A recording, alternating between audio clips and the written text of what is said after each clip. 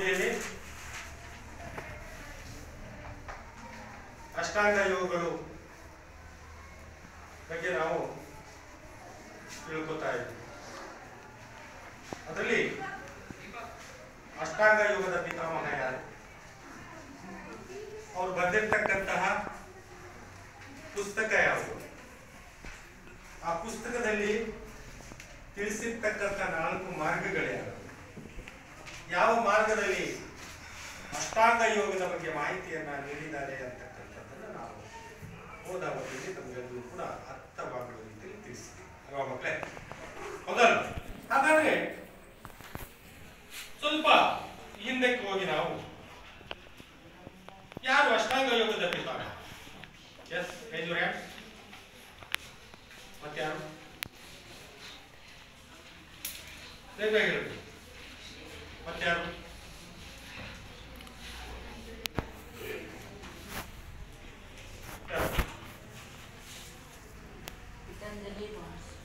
ಪತಂಜಲಿ ಮಹರ್ಷಿ.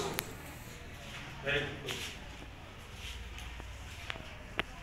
ಪ್ರಾಚೀನ ಕಾಲದಲ್ಲಿ ಹುಟ್ಟಿದಂತಹ ಈ ಯೋಗ ಕಲೆ ಇವತ್ತು ಇಡೀ ಪ್ರಪಂಚ ಈ ಕಲೆಯನ್ನು ಏನ್ ಮಾಡ್ಕೊಳ್ತಾ ಇದೆ, ಇವತ್ತು ಅಳವಡಿಸ್ಕೊಳ್ತಾ ಇದ್ದಾರೆ. ಯೋಗದ ಪಿತಾಮಹ ಪತಂಜಲಿ ಮುನಿಗಳು, ಅಷ್ಟಾಂಗ ಯೋಗದ ಪಿತಾಮಹ ಕೂಡ ಪತಂಜಲಿ ಮಹರ್ಷಿಗಳು ಅಥವಾ ಮುನಿಗಳು.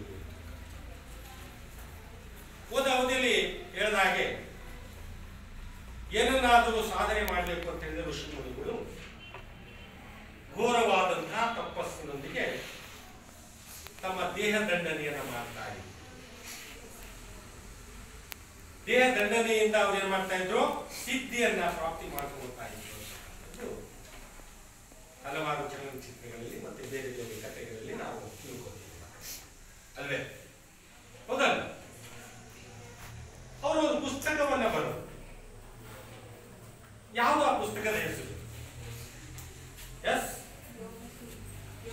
ಯೋಗ ಸೂತ್ರ ಅಂತಕ್ಕಂತಹ ಪುಸ್ತಕವನ್ನ, ಗ್ರಂಥವನ್ನ ಪತಂಜಲಿ ಮುನಿಗಳು ಬರೆದರು. ಯಾವುದು ಮಕ್ಕಳೇ?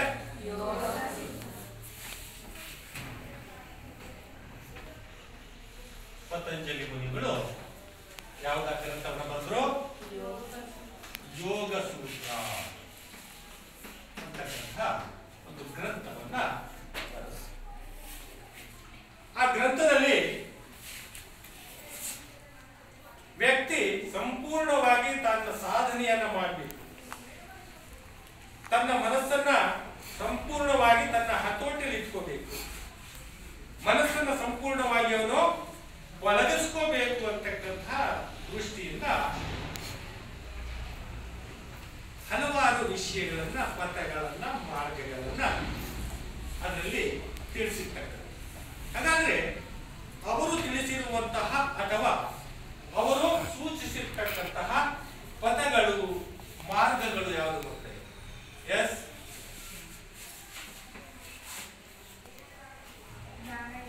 ಜ್ಞಾನ ಯೋಗ ಅಥವಾ ಜ್ಞಾನ ಮಾರ್ಗ, ಭಕ್ತಿ,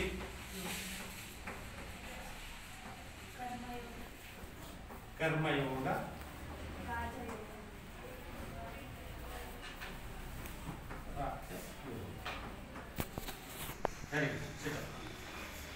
ಜ್ಞಾನ, ಭಕ್ತಿ, ಕರ್ಮ, ರಾಜ. ಮನುಷ್ಯ ರಾಜ ಅಂದ್ರೆ ಯಾರು? ಹೇಗಿರ್ಬೇಕು ರಾಜ ಅಂದ್ರೆ? ಹೇಗೆ ರಾಜ ಹೇಗಿರ್ತಿದ್ದ? ದಷ್ಟಪುಷ್ಟವಾಗಿರ್ತಿದ್ದ, ಎಲ್ಲ ಬೆಲ್ಲಿದ್ದೆಲ್ಲ ಕರ್ತಾ ಇರ್ತಿದ್ದ, ಆರೋಗ್ಯವಾಗಿರ್ತಿದ್ದ ಅಲ್ವಾ? ಹೌದಲ್ಲ? ಹಾಗೆ ಪತಂಜಲಿ ಮುನಿಗಳು 4ನೆಯ ಮಾರ್ಗವಾಗಿರ್ತಕ್ಕಂಥ ಈ ರಾಜಯೋಗ ಅಥವಾ ರಾಜಪಥ ಅಥವಾ ರಾಜಮಾರ್ಗದಲ್ಲಿ ಈ ಅಷ್ಟಾಂಗ ಯೋಗದ ಬಗ್ಗೆ ಸಂಪೂರ್ಣವಾದ ವಿವರಣೆಯನ್ನು ಕೊಟ್ಟಿದ್ದಾರೆ. ಹಾಗಾದ್ರೆ ಈ ರಾಜಯೋಗದಲ್ಲಿ ಅಷ್ಟಾಂಗ ಯೋಗಗಳು ಅಂತ ಹೇಳಿದ್ರು. ಯಾವ್ಯಾವ? ಯಾರು ಹೇಳ್ತೀರಿ ಅಷ್ಟಾಂಗ ಯೋಗಗಳು? ಎಸ್,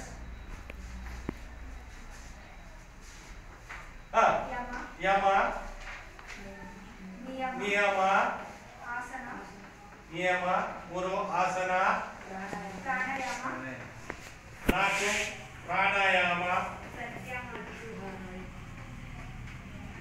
5 ಪ್ರತ್ಯಾಹಾರ, 6 ಧಾರಣ, 7 ಧ್ಯಾನ, 8 ಸಮಾಧಿ. ಹೋದ ಅವಧಿಯಲ್ಲಿ ನಾವು ಈ ಯಮ ಅಂದ್ರೆ ಏನು ಅಂತಕ್ಕಂಥ ತಿಳ್ಕೊಂಡು, ಯಮ ಅಂತ ಹೇಳಿದ್ರೆ ಮಕ್ಕಳೇ,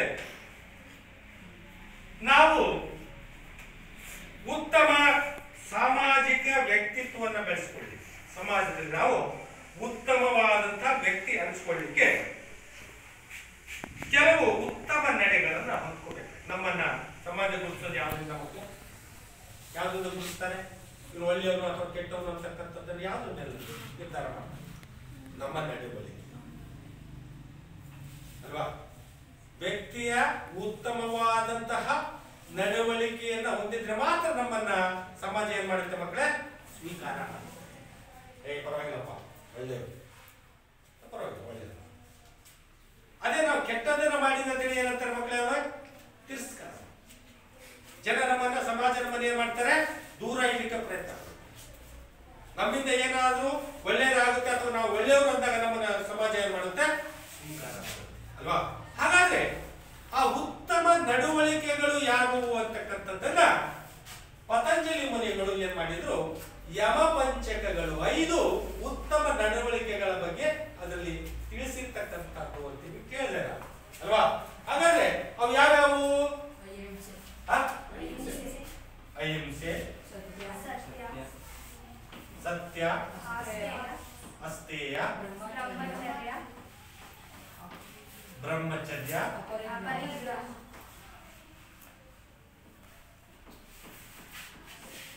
ಅಪರಿಗ್ರಹ ಅಲ್ವಾ? ಇವು 5 ಉತ್ತಮ ನಡವಳಿಕೆಗಳನ್ನ ಪತಂಜಲಿ ಮುನಿಗಳು ಏನಂದ್ರು? ಯಮ ಪಂಚಕಗಳು. ಅದರಲ್ಲಿ ಅಹಿಂಸೆ ಅಂದ್ರೆ ಏನು, ಸತ್ಯ ಅಂದ್ರೇನು, ಅಸ್ತೇಯ ಅಂದ್ರೇನು, ಬ್ರಹ್ಮಚರ್ಯ ಅಂದ್ರೇನು, ಅಪರಿಗ್ರಹ ಅಂದ್ರೇನು ಅಂತಕ್ಕಂಥದ್ದನ್ನು ಕೂಡ ನಾವು ಹೋದ ಅವಧಿಯಲ್ಲಿ ನಾವು ತಿಳ್ಕೊಂಡಿದ್ದೀವಿ ಅಲ್ವಾ? ಹಾಗಾದ್ರೆ ಅಪರಿಗ್ರಹ ಅಂದ್ರೇನು? ಏನು ಅಪರಿಗ್ರಹ ಅಂದ್ರೆ? ಹೇಳಿ, ಏನು ಅಪರಿಗ್ರಹ ಅಂದ್ರೆ? ಎಷ್ಟು ಬೇಕು ಅಷ್ಟೇ, ಹೆಚ್ಚಿನದನ್ನ ಸಂಗ್ರಹಿಸದೇ ಇರ್ತಕ್ಕಂಥ. ಹಾಸಿಗೆ ದರ್ಶನ ಮಾಡಬೇಕು ಅಲ್ವಾ? ಇಲ್ಲ ಅಂತ ಹೇಳಿದ್ರೆ ಏನಂತಾರೆ ಅವ್ರಿಗೆ? ಆಸೆ ಬರೋಕೆ ನನ್ನ ಮಗ ಅಂತಾರೆ. ಏನಂತಾರೆ? ಪಾಪ ಪರವಾಗಿಲ್ಲಪ್ಪ, ಇದ್ದಿದ್ರಲ್ಲೇ ಒಳ್ಳೆ ಜೀವನ, ಒಳ್ಳೆ ಸಂಸ್ಕಾರ ಮಾಡ್ಕೊಂಡು ಹೋಗ್ತಾ ಇದ್ದಾನೆ ಅಂತ ಸಮಾಜ ಅಲ್ವಾ? ಇದ್ದು ಬಿದ್ದುದೆಲ್ಲ ನನಗೆ ಬೇಕು ಅಂತ ಹೇಳಿದ್ರೆ ಅವನೇನ್ ಮಾಡ್ತಾರೆ? ಅವನೇನ್ ಹಚ್ಚಿದ್ರು ಆಸೆ ಬಿಡ್ತಾರೆ. ಹೌದು. ಹಾಗಾಗಿ ಇದು ನೋಡಿ, ಅಹಿಂಸೆ ಯಾರಿಗೂ ತೊಂದರೆ ಉಂಟು ಮಾಡಿದೆ, ಸತ್ಯ ಇದ್ದಿದ್ದನ್ನ ಇದ್ದಕ್ಕೆ ಹೇಳೋದು, ಅಸ್ತೇಯ ಕಳ್ಳತನ ಮಾಡ್ತಿದ್ರು, ಇನ್ನೊಬ್ಬರ ವಸ್ತುವನ್ನು ನಮ್ಮದು ಅಂತ ಸ್ವೀಕಾರ ಮಾಡಿದ್ರು ಅಲ್ವಾ? ಇನ್ನ ಬ್ರಹ್ಮಚರ್ಯ, ಇಂದ್ರಿಯಗಳ ನಿಗ್ರಹವೇ ಬ್ರಹ್ಮಚರ್ಯ ಆಗ್ತದೆ. ಇಂದ್ರಿಯಗಳು ಪಂಚೇಂದ್ರಿಯ ಅಲ್ವಾ? ಹೌದಲ್ಲ? ಒಳ್ಳೆ ರೀತಿಯಿಂದ ಅದನ್ನ ಉಪಯೋಗ ಮಾಡ್ಕೋಬೇಕು. ಯಾವುದನ್ನ? ನಮ್ಮ ಪಂಚೇಂದ್ರಿಯ ಒಳ್ಳೆಯದಕ್ಕೋಸ್ಕರ ಅದನ್ನು ಬಳಸ್ಕೋಬೇಕು ಹೊರತು ಕೆಟ್ಟದನ್ನ ಅದನ್ನ ಮಾಡಲಿಕ್ಕೆ. ಆಮೇಲೆ ಅಪರಿಗ್ರಹ, ಎಷ್ಟು ಬೇಕು ಅಷ್ಟನ್ನೇ ನಾವು ಇಷ್ಟು ಹೋದ ಅವಧಿಯಲ್ಲಿ ನಾವು ಅಧ್ಯಯನ ಮಾಡಿದ್ದೀವಿ. ಇನ್ನ ಮುಂದುವರೆದ 2ನೆಯ ಮೆಟ್ಟಿಲು ನಿಯಮ. 2ನೇ ಮೆಟ್ಟಿಲ ನಿಯಮ. ಏನು ನಿಯಮ ಅಂದ್ರೆ? ಯಮ, ನಿಯಮ, ಆಸನ, ಪ್ರಾಣಾಯಾಮ, ಪ್ರತ್ಯಾಹಾರ, ಧಾರಣ, ಧ್ಯಾನ, ಸಮಾಧಿ. 8 ಮೆಟ್ಟಿಲು. 8 ಮೆಟ್ಟಿಲುಗಳು. ಈಗಾಗಲೇ ನಾವು ಯಮ ಪಂಚಕಗಳ ಬಗ್ಗೆ ತಿಳ್ಕೊಂಡ್ವಿ. ಈಗ ನಿಯಮ ಅಂದ್ರೆ ಏನು? ಯಾವುದೇ ಒಬ್ಬ ವ್ಯಕ್ತಿಯ ವೈಯಕ್ತಿಕ ಆರೋಗ್ಯ, ನೋಡಿ, ಯಾವುದೇ ಒಬ್ಬ ವ್ಯಕ್ತಿಯ ವೈಯಕ್ತಿಕ ಆರೋಗ್ಯ ಮತ್ತೆ ನಡವಳಿಕೆಗೆ ಸಂಬಂಧಪಟ್ಟಂತಹ ಉತ್ತಮ ಆರೋಗ್ಯ ಮತ್ತೆ ನಡವಳಿಕೆಗೆ ಸಂಬಂಧಪಟ್ಟಂತಹ ನೀತಿ ನಿಬಂಧನೆಗಳನ್ನ ನಾವು ನಿಯಮ ಅಂದ್ರೇನು? ನಿಯಮ. ನಿಯಮ ಆಯ್ತು, ಆ ನಿಯಮ ಪ್ರಕಾರ ನಡಿಬೇಕು ನೀನು. ಅದನ್ನ ಏನಾದ್ರೂ ತಪ್ಪುತ್ತಂದ್ರೆ ಮತ್ತೆ ಸರಿ ಇರೋದು ಅಲ್ವಾ?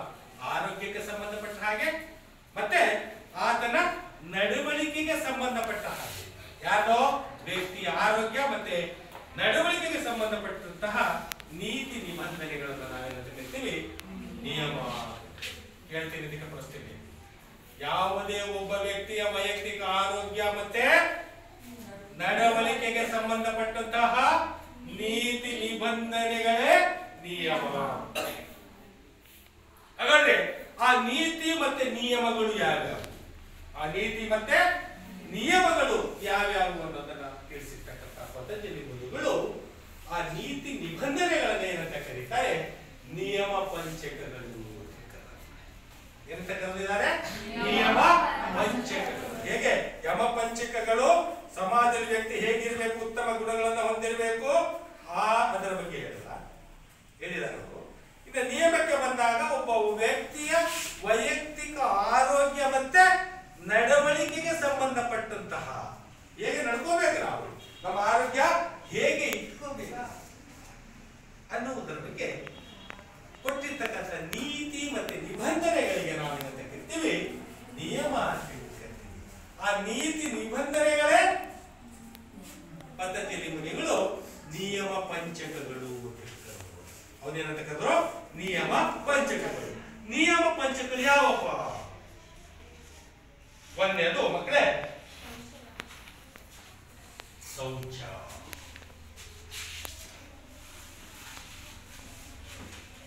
ಒಂದನೇ ನಿಯಮ ಪಂಚಕ ಯಾವುದು? ಶೌಚ. ಎರಡನೇದು ಸಂತೋಷ. ಎರಡನೇದು ಯಾವುದು? ಸಂತೋಷ. ನೋಡಿ, ಶೌಚ, ಸಂತೋಷ, ತಪಸ್ಸು,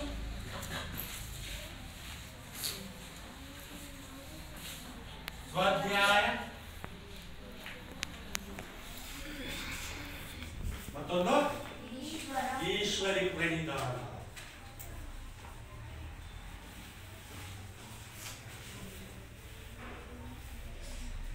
ಇವುಗಳನ್ನ ನಿಯಮ ಪಂಚಕಗಳು.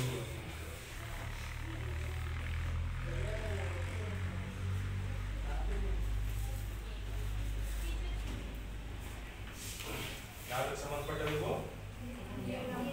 ಯಾವುದಕ್ಕೆ ಸಂಬಂಧಪಟ್ಟಿದ್ದು?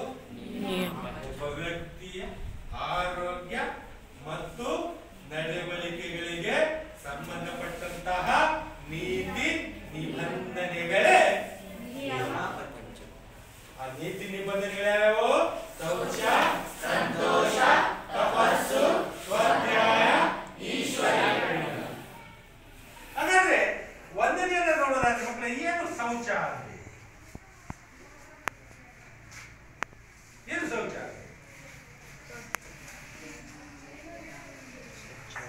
ಶುಚಿತ್ವ. ಏನಂತ ಕರಿತೀವಿ? ಶುಚಿತ್ವ. ಏನು ಶುಚಿತ್ವವಾಗಿರಬೇಕು?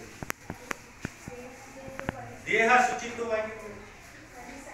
ದೇಹದಲ್ಲಿರ್ತಕ್ಕಂಥ ಮನಸ್ಸು ಏನಿದೆ ಅದು ಶುಚಿತ್ವವಾಗಿದೆ. ಒಳ್ಳೆ ಮನಸ್ಸು, ದೇಹ ಶುಚಿಯಾಗಿರ್ಬೇಕು ಅಂದ್ರೆ ಹೇಗಿರ್ಬೇಕು? ದೇಹ ಆರೋಗ್ಯಕರವಾಗಿರ್ಬೇಕು. ದೇಹ ಹೇಗಿರ್ಬೇಕು? ಆರೋಗ್ಯಕರವಾಗಿರ್ಬೇಕು. ದೇಹದಲ್ಲಿರ್ತಕ್ಕಂಥ ಮನಸ್ಸು ಅಂತಕ್ಕಂಥದ್ದು ರಿಮೋಟ್ ಆಫ್ ದ ಮ್ಯಾನ್. ಮನುಷ್ಯನ ನಿಯಂತ್ರಣ ಎಲ್ಲಿರುತ್ತೆ? ಮನಸ್ಸು ಹೇಳಿದ ಹಾಗೆ ನಾವು ಕೇಳ್ತೀವಿ. ಅದನ್ನು ಹೇಗೆ ಇಟ್ಕೋಬೇಕು? ಉತ್ತಮ ರೀತಿಯಲ್ಲಿ ಇಟ್ಕೋಬೇಕು ಬೇಡ ಅಲ್ವಾ? ಮನಸ್ಸು ಚಂಚಲವಾಗಿರ್ತಕ್ಕಂಥ ಮನಸ್ಸು, ಚಂಚಲತೆಯಿಂದ ಕೂಡಿರ್ತಕ್ಕಂಥ ಮನಸ್ಸನ್ನು ನಾವು ಹೇಗೆ ಇಟ್ಕೋಬೇಕು? ಹತೋಟಿಯಲ್ಲಿ ಇಟ್ಕೋಬೇಕು ಅಂತ ಹೇಳಿದ್ರೆ ಇವೆಲ್ಲವನ್ನ ನಾವು ಪಾಲಿಸ್ತೀವಿ. ಇವೆಲ್ಲವನ್ನ ಯಾವ್ದನ್ನ? ಮೆಟ್ಟಿಲುಗಳನ್ನು. ಇಲ್ಲಿ ದೇಹ ಹಾಗೂ ಮನಸ್ಸನ್ನ, ಪರಿಸರವನ್ನ ಶುಚಿಯಾಗಿರುವುದೇ ಶೌಚ. ಜೊತೆಗೆ ನಮ್ಮ ಮನಸ್ಸು ಕೂಡ ಏನಾಗಿರ್ಬೇಕು? ನಾವು ವಾಸ ಮಾಡ್ತಾ ಇರ್ತಕ್ಕಂಥ ಪರಿಸರ ಕೂಡ ಸ್ವಚ್ಛ ಆಗಿರ್ಬೇಕು. ನಾವು ವಾಸ ಮಾಡ್ತಾ ಇರ್ತಕ್ಕಂಥ ಪರಿಸರ ಸ್ವಚ್ಛವಾಗಿತ್ತು ಅಂದ್ರೆ ನಮ್ಮ ದೇಹ ಕೂಡ ಸ್ವಚ್ಛವಾಗಿದೆ. ನಮ್ಮ ದೇಹ ಆರೋಗ್ಯಕರವಾಗಿತ್ತು ಅಂತ ಹೇಳಿದ್ರೆ ನಮ್ಮ ಮನಸ್ಸು ಕೂಡ ಏನಾಗಿರುತ್ತೆ? ಸ್ವಚ್ಛವಾಗಿರುತ್ತೆ, ಆರೋಗ್ಯವಾಗಿರುತ್ತೆ ಅಂತಕ್ಕಂಥದ್ದು ಒಂದನೇ ನಿಯಮ. ಇನ್ನು ಎರಡನೆಯದು ಮಕ್ಕಳೇ ಹೊರತೋಬೇಕು. ಎರಡನೆಯದು ಮಕ್ಕಳೇ ಸಂತೋಷ. ಬಹಳ ಪ್ರಮುಖವಾಗಿರ್ತಕ್ಕಂಥದ್ದು ಸಂತೋಷ. ಈ ಕಡೆ ನೋಡ್ಬೇಕು. ಅದನ್ನೇ ಹೇಳಿದೆ ನಾವು, ಮನಸ್ಸು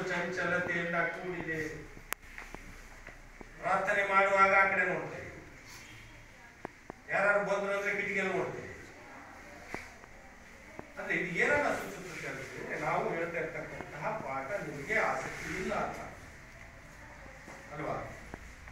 ಕೇಳಿದ್ರು ಮನಸ್ಸು ಇಲ್ಲಿತ್ತು ಅಂದ್ರೆ ಯಾವ ಸಂದರ್ಭ ಯಾವ ಪ್ರಶ್ನೆಗಳನ್ನ ಕೇಳಿದ್ರು ಕೂಡ ಮಕ್ಕಳೇ ನೀವು ಉತ್ತರಿಸಲಿಕ್ಕೆ ಸಿಗ್ತೀರಿ.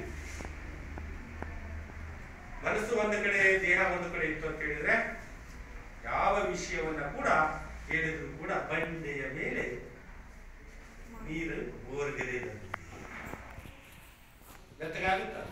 ಬಂಡೆ ಎಷ್ಟೇ ನೀರು ತಂದು ಸುರಿದ್ರು ಏನಾಗುತ್ತೆ? ಬಂಡೆ ಬಂಡೆ ಬಂಡೆ ಬಂಡೆ ಬಂಡೆ ಮೃದುವಾಗಬೇಕಂದ್ರೆ ಏನ್ ಮಾಡಬೇಕು? ಸಾಧನೆ ಏನ್ ಮಾಡಬೇಕು? ಸಾಧನೆ ಮಾಡಬೇಕು. ಕೇಳಿ, ಸಂತೋಷ ಅಂದ್ರೆ ಆನಂದ, ಹರ್ಷ, ಉಲ್ಲಾಸ ಅನ್ನೋದ್ರೆ ಅಂದ್ರೇನು? ಸಂತೋಷ ಅಂದ್ರೆ ಆನಂದ, ಹರ್ಷ, ಉಲ್ಲಾಸ, ಖುಷಿ ಹಲವಾರು ಪದಗಳಿಂದ ಅದನ್ನು ನಾವು ಅರ್ಥೈಸ್ತೀವಿ. ಅಂದ್ರೆ ಸಾಧಕರು ಅಂದ್ರೆ ಯಾರು? ಪತಂಜಲಿ. ಇಲ್ಲಿ ಸಾಧಕರು ಯಾವುದನ್ನು ಬಯಸದೇ ಇದ್ರೆ ಸಹಜವಾಗಿ ಸಂತೋಷದಿಂದ ತೃಪ್ತಿಯಿಂದ ಬದುಕಲಿಕ್ಕೆ ನಾವು ಸಾಧ್ಯ. ಯಾವೊಂದು ತಲೆ ಹೊಡೆಯೋದು ಬೇಡ, ಯಾವೊಂದು ಗಂಟು ಹೊಡೆಯೋದು ಬೇಡ, ಎಲ್ಲೋ ಕಾಲ್ತನ ಮಾಡ್ತಾರೆ. ಕಳ್ಳ ಒಂದು ಮನಸ್ಸಿಯನ್ನು ಹೇಳ್ತಾ ಇರ್ತಾರೆ, ಸಂತೋಷವಾಗಿರ್ತಾನ ಅವನು? ಇಲ್ಲ. ಇನ್ನೊಬ್ಬರ ತಲೆ ಹೊಡೆದು ಬದುಕ್ತಾ ಇರೋನು ಸಂತೋಷವಾಗಿರ್ತಾನ ಮಕ್ಕಳೇ? ಇಲ್ಲ. ಅವನಿಗೆ ಎದಕ್ಕಿದ್ದು ಯಾವಾಗ ಪೊಲೀಸರು ನನ್ನನ್ನ ಅರೆಸ್ಟ್ ಮಾಡಿ ಯಾವಾಗ ನನ್ನನ್ನ ಎತ್ಕೊಂಡು ಹೋಗ್ತಾರೆ ಅಲ್ವಾ? ಏನನ್ನು ಬಯಸಿದೆ ನಿರ್ಮಲವಾಗಿ, ಖುಷಿಯಾಗಿ, ಆನಂದವಾಗಿ, ಸಂತೋಷವಾಗಿ ಇದ್ದಿದ್ರಲ್ಲಿ ನಾವು ಏನ್ ಮಾಡ್ಬೇಕು? ಬದುಕಾದ್ರೆ ನಾವು ಸಂತೋಷವಾಗಿ ಬದುಕಲಿಕ್ಕೆ ಸಾಧ್ಯತೆ.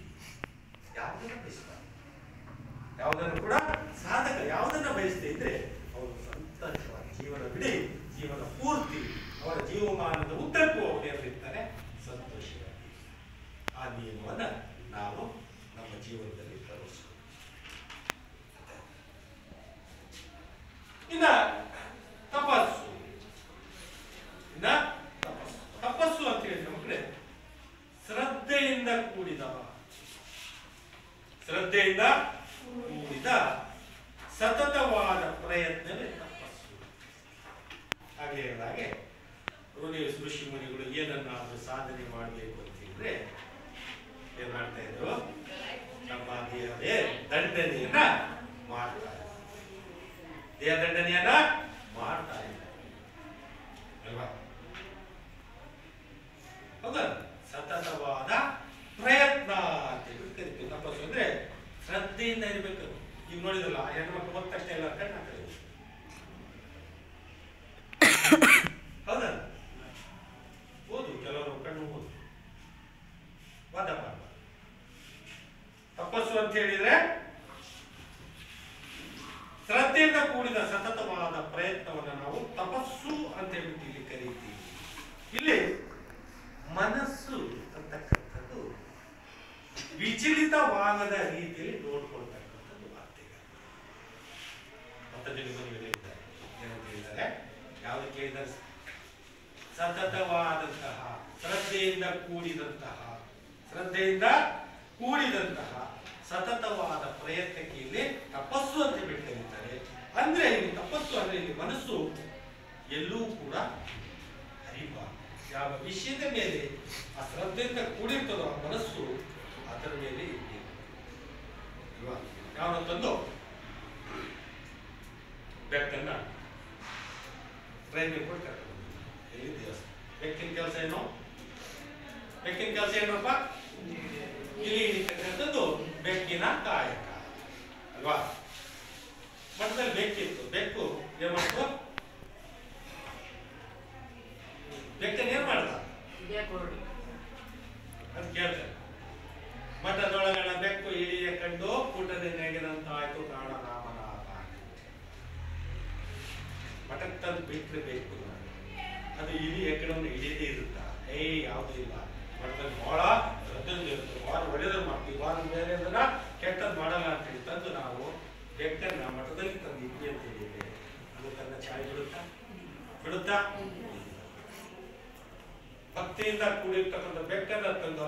ಮಲಗಿಸಿದ್ವಿ ಅಂತ ಹೇಳಿದ್ರೆ, ಮಠದಲ್ಲಿ ಕೂರಿಸಿದ್ವಿ ಅಂತ ಹೇಳಿದ್ರೆ ಅದೇನ್ ಮಾಡುತ್ತೆ, ಇಲ್ಲಿ ಏನಾದ್ರು ಬಂದರೆ ಕಟ್ಟೆ ಹೋಗೋದನ್ನ ಹಿಡಿತು. ಅದಕ್ಕೆ ಹೇಳ್ತಿರೋದು, ಮಠದೊಳಗಣ ಬೆಕ್ಕು ಇಲ್ಲಿಯ ಕಟ್ಟು ಪುಟದೆ ತೆಗೆದಂತಾಯಿತು ಗಾಢ ರಾಮನಾಥ. ಇಲ್ಲಿ ತಪಸ್ಸು ಸತತವಾದ ಪ್ರಯತ್ನ, ಮನಸ್ಸು ವಿಚಲಿತವಾಗದಂತೆ ನಾವು ಕೇಂದ್ರೀಕರಿಸಬೇಕು. ಯಾವುದ್ರ ಮೇಲೆ? ಯಾವ ವಸ್ತುವಿನ ಮೇಲೆ ನಾವು ಕೇಂದ್ರೀಕರಿಸ್ತೀವೋ ಆ ವಸ್ತುವಿನ ಮೇಲೆ ಅದು ಇರಬೇಕು ಅಂತಕ್ಕಂಥದ್ದು ತಪಸ್ಸು. ಇನ್ನ ಸ್ವಾಧ್ಯಾಯ, ನಮ್ಮನ್ನ ನಾವು ಅಧ್ಯಾಯ ಮಾಡ್ಬೋದು. ನಾನು ಯಾರು, ನಾನು ಹೇಗಿದ್ದೀನಿ, ನಮ್ಮ ಬಗ್ಗೆನೇ ನಾವೇನ್ ಮಾಡ್ಕೊಳ್ತಕ್ಕಂಥದ್ದು ವಿಮರ್ಶೆ ಮಾಡ್ಬೋದು. ನಾನು ಒಳ್ಳೇದು ಮಾಡಿದ್ರು ಅಂತ ಹೇಳಿ ನಾವು ಯಾವತ್ತೂ ಕೂಡ ಒಳ್ಳೇದನ್ನೇ ಮಾಡ್ಲಿಕ್ಕೆ ಏನ್ ಮಾಡ್ಬೇಕು ಮಕ್ಕಳೇ? ಪ್ರಯತ್ನ ಮಾಡಬೇಕು.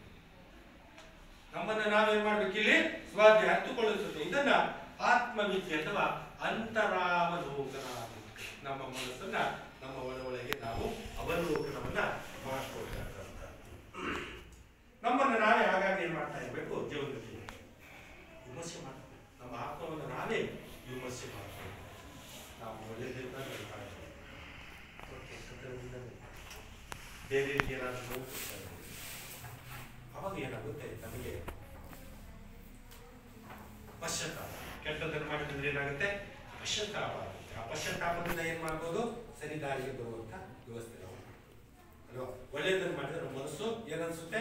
ನಾನು ಒಳ್ಳೆಯದನ್ನೇ ಮಾಡಿದ್ದೀವಿ ಅಂತಕ್ಕಂಥ ಆತ್ಮ ವಿಮರ್ಶೆಯನ್ನು ನಾವು ಮಾಡ್ಕೋಬೇಕು. ಯಾವುದನ್ನೇ? ಇನ್ನ ಈಶ್ವರಿ ಪ್ರಣಿಧಾನ. ಯಾವುದೋ ಈಶ್ವರಿ ಪ್ರಣಿಧಾನ ಅಂದ್ರೆ ತಮ್ಮನ್ನ ತಾವು ಸಮರ್ಪಿಸ್ಕೊಳ್ಳಿ, ತಮ್ಮನ್ನ ತಾವು ಸಮರ್ಪಿಸ್ಕೊಳ್ತಕ್ಕಂಥ ಅಂದ್ರೆ ಈಶ್ವರ ಪ್ರಣಿಧಾನ. ಯಾವುದಾದ್ರೂ ಒಂದು ತತ್ವದಲ್ಲಿ, ಯಾವುದಾದ್ರೂ ಒಂದು ವಿಷಯದಲ್ಲಿ, ಯಾವುದಾದ್ರೂ ಒಂದು ನಿಯಮದಲ್ಲಿ, ವ್ಯಕ್ತಿಯಲ್ಲಿ, ಶಕ್ತಿಯಲ್ಲಿ ಏನಾಗಬೇಕು? ನಾವು ಸಂಪೂರ್ಣವಾಗಿ ವಿಶ್ವಾಸ ಇರಬೇಕು. ವಿಶ್ವಾಸದಲ್ಲಿ ನಂಬಿಕೆ, ಸಂಪೂರ್ಣವಾದಂತಹ ನಂಬಿಕೆ ಇರ್ತಕ್ಕಂಥದ್ದೇ ಈಶ್ವರ ಪ್ರಣಿಧಾನ. ತಮ್ಮನ್ನ ತಾವು ಸಮರ್ಪಿಸ್ಕೊಳ್ತಾರೆ. ಯಾವುದೇ ಒಂದು ವಿಷಯದಲ್ಲಿ ಅದನ್ನ ನಂಬಿಕೆ ಇರ್ತಕ್ಕಂಥ ದೃಢವಾದ ನಂಬಿಕೆ ಅಂತ ಕರಿತೀವಿ. ಅಚಲವಾದ ದೃಢವಾದ ನಂಬಿಕೆ ಅಲ್ವಾ? ದೃಢವಾದ ನಂಬಿಕೆಯನ್ನ ಇರ್ತಕ್ಕಂಥ. ಅದಕ್ಕೆ ನಾವು ಈಶ್ವರಿ ಪ್ರಣಿಧಾನ, ತಮ್ಮನ್ನ ತಾವು ಸಮರ್ಪಿಸಿಕೊಳ್ಳ. ಇಷ್ಟು ನಿಯಮದಲ್ಲಿ ಬರ್ತಕ್ಕಂತಹ ನಿಯಮ ಪಂಚಗಳು. ಒಂದು ಶೌಚ, ಸಂತೋಷ, ತಪಸ್ಸು, ಸ್ವಾಧ್ಯಾಯ, ಈಶ್ವರಿ ಪ್ರಣಿಧಾನ. ಇದು ಎರಡನೇ ಯಮ ಆಯಿತು, ನಿಯಮ ಆಯಿತು. ಇನ್ನ ಮೂರನೆಯ ಮೆಟ್ಟಿಲೆ ಆಸನ. ಯಾವುದು? ಅನ್ಸ್ಬೋದಲ್ಲ ಇದನ್ನ?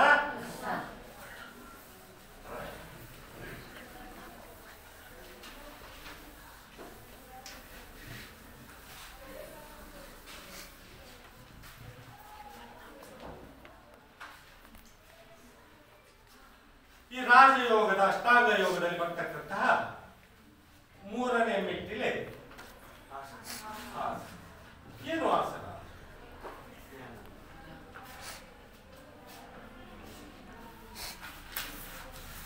ಏನು ಆಸನಗಳು? ಜ್ಞಾನ. ಆಸನ ಅಂದ್ರೆ ಜ್ಞಾನ. ನಾನು ಹೇಳ್ತೀನಿ ಮಕ್ಕಳೇ,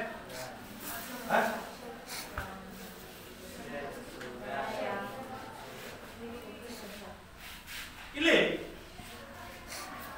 ಶರೀರದ ವಿವಿಧ ಭಂಗಿಗಳು ಅಥವಾ ಶರೀರದ ವಿವಿಧ ನಿಲುವುಗಳನ್ನು ನಾವು ಆಸನಗಳು. ಯೋಗಾಸನದಲ್ಲಿ ಆಸನಗಳನ್ನು ನೋಡ್ತೀವಿ.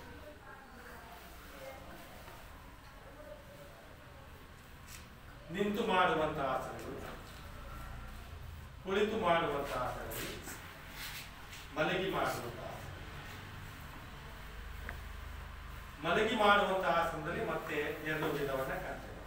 ಬೆನ್ನಿನ ಮೇಲೆ ಮಲಗಿ ಮಾಡತಕ್ಕಂತಹ ಆಸನಗಳು, ಮತ್ತೆ ಪಟ್ಟಿಯ ಮೇಲೆ ಮಲಗಿ ಮಾಡುವಂತಹ ಆಸನಗಳು ಅಲ್ವಾ? ಎಲ್ಲ ಆಸನಗಳು ಒಂದೇ ರೀತಿ ಇರುತ್ತೆ? ಬೇರೆ ಬೇರೆ ವಿಭಿನ್ನ ರೀತಿಯಲ್ಲಿ ವಿಭಿನ್ನ ನಿಲುವುಗಳಲ್ಲಿ ನಾವು ಆಸನಗಳನ್ನು ಮಾಡ್ತೇವೆ. ಅಂದ್ರೆ ಇಲ್ಲಿ ಶರೀರದ ವಿವಿಧ ಭಂಗಿಗಳನ್ನ ನಾವೇನಂತ ಕರಿತೀವಿ ಆಸನಗಳು. ಈಗ ನೋಡಿದ್ರಿ, ನಿಮ್ಮ ಭಂಗಿನೇ ಬೇರೆ ಇದೆ, ಈತನ ಭಂಗಿನೇ ಬೇರೆ ಇದೆ. ನೀವು ಕಣ್ಣು ಬಿಟ್ಕೊಂಡು ಕ್ಲೀನಾಗಿ ಕಿವಿಯನ್ನ ಕೊಡ್ಕೊಂಡು ಈ ಪಾಠವನ್ನು ಕೇಳ್ತಾ ಇದ್ರೆ ಇವ್ನು ಯಾವುದೋ ನಿದ್ರಾಲೋಕಕ್ಕೆ ಹೋಗ್ತಾರೆ. ಆಸನಗಳು ಅಂತ ಹೇಳಿದ್ರೆ ಶರೀರ ರಾಜಯೋಗದ 3ನೇ ಮೆಟ್ಟಿಲಿದು. ಇದನ್ನ ಶರೀರದ ನಿಲುವುಗಳು ಆಸನ ಅಂತ ಕರಿತೀವಿ. ಇದು ಶರೀರ ನಿಶ್ಚಲವಾಗಿ ಸುಖಕರವಾಗಿ ದೀರ್ಘಕಾಲ ಒಂದೇ ಭಂಗಿಲಿರುವಂತೆ ಮಾಡಲಿಕ್ಕೆ ಆಸನಗಳ ಅಭ್ಯಾಸ ಅತ್ಯಗತ್ಯ. ಈ ಆಸನಗಳ ಬಗ್ಗೆ ಹೆಚ್ಚಿನ ವಿವರವನ್ನು ನಾವು ಪ್ರತ್ಯೇಕವಾಗಿ ನಾವು ಕಲಿಯೋಣ. ಯಾವಾಗ ಯೋಗಾಸನದಲ್ಲಿ ಕಲಿಯೋಣ. ಇನ್ನ 4ನೇ ಮೆಟ್ಟಿಲೆ ಪ್ರಾಣಾಯಾಮ. 4ನೇ ಮೆಟ್ಟಿಲು ಪ್ರಾಣಾಯಾಮ. ಕೂತ್ಕೊಳ್ಳ. ಏನು ಪ್ರಾಣಾಯಾಮ ಅಂದ್ರೆ ಹೇಳಿದ್ರಿ? ಏನು ಪ್ರಾಣಾಯಾಮ ಅಂದ್ರೆ? ಎಸ್ ಎಸ್ ಎಸ್ ಕಣ್ಣ.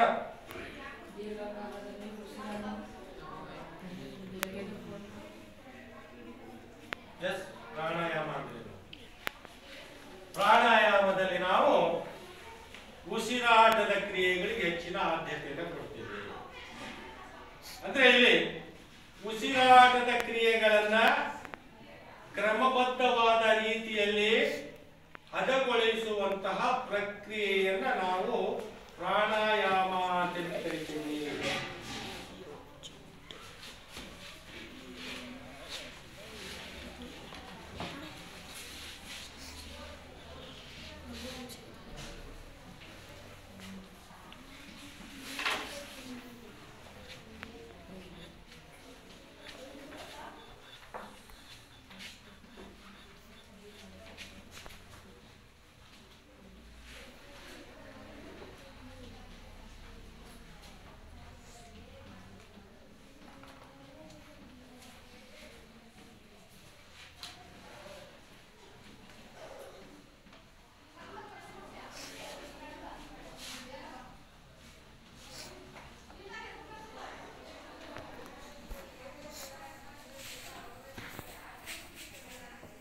ಉಸಿರಾಟದ ಕ್ರಿಯೆಗಳನ್ನ ಕ್ರಮಬದ್ಧವಾದ ರೀತಿಯಲ್ಲಿ ಹದಗೊಳಿಸುವಂತಹ ಒಂದು ಪ್ರಕ್ರಿಯೆಗೆ ಪ್ರಾಣಾಯಾಮ ಅಂತ ಕರಿತೀವಿ.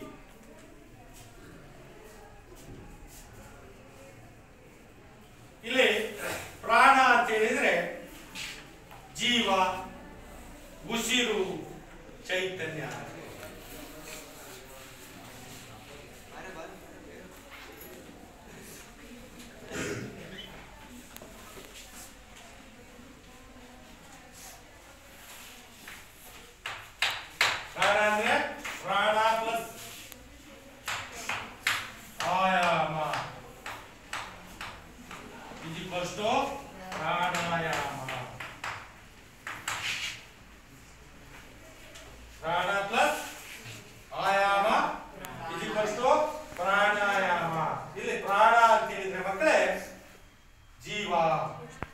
ಉಸಿರು ಚೈತನ್ಯ ಕರಿತೀವಿ ಪ್ರಾಣ.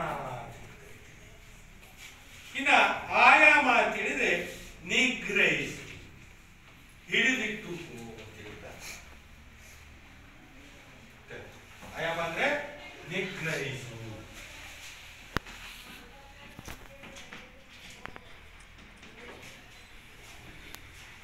ನಿಗ್ರಹಿಸು ಅಂತ ಹೇಳಿದ್ದು ಇದರ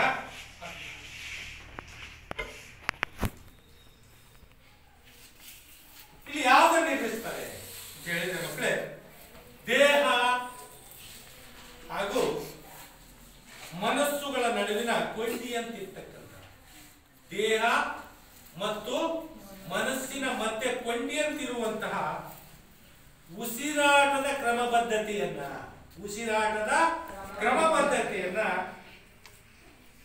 ಹದಗೊಳಿಸುವಂತಹ ಒಂದು ಹಂತ. ಯಾವ ಹಂತ? ಕೊಂಡಿ ಯಾವ ಮಧ್ಯೆ? ದೇಹ ಮತ್ತೆ ಮನಸ್ಸಿನ ಮಧ್ಯೆ ಇರ್ತಕ್ಕಂಥ ಕೊಂಡಿ ಯಾವುದು? ಉಸಿರಾಟ.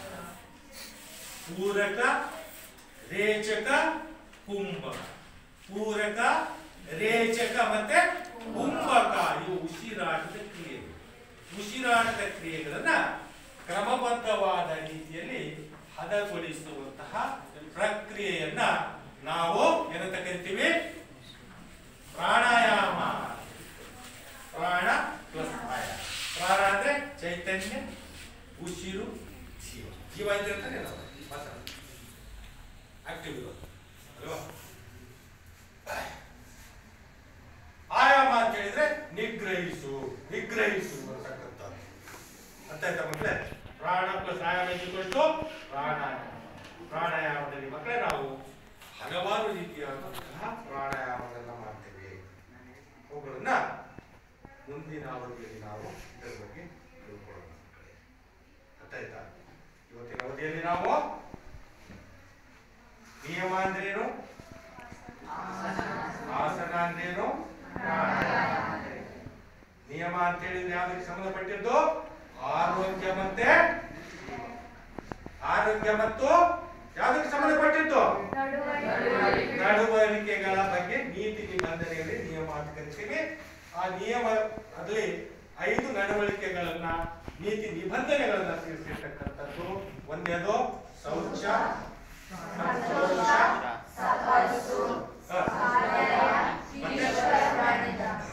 ಏನು ಅಂತ ಹೇಳ್ಬಿಟ್ಟು ಕೂಡ ನಾವು ತಿಳ್ಕೊಂಡಿದ್ದೀವಿ. ನಂತರದಲ್ಲಿ ಆಸನಗಳು, ಆಸನ ಅಂದ್ರೆ ಏನು ಅಂತ ತಿಳ್ಕೊಂಡಿದ್ದೀವಿ.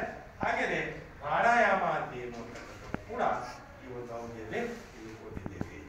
ಅರ್ಥ ಆಯ್ತಲ್ಲ? ಅರ್ಥ ಆಗಿದೆಯಲ್ವಾ?